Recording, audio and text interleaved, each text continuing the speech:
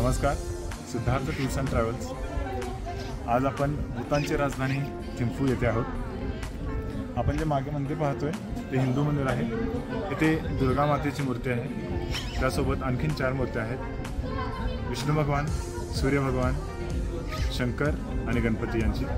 इथे दसऱ्यात मोठ्या प्रमाणात उत्सव साजरा केला जातो आणि इथं मूर्तीची पूजा केली जाते।